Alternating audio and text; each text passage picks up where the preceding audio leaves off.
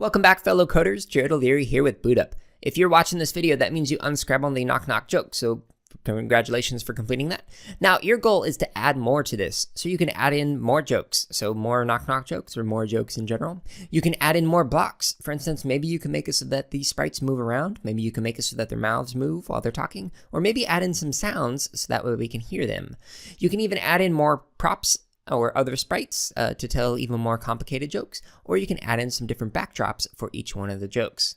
So add some more, have some fun, experiment with new blocks and new sprites.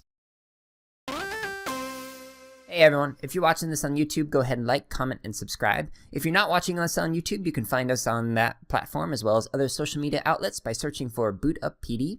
And if you're looking for more free lessons, projects, and resources for teachers and students, visit us at bootuppd.org, where you can also learn about our high-quality professional development.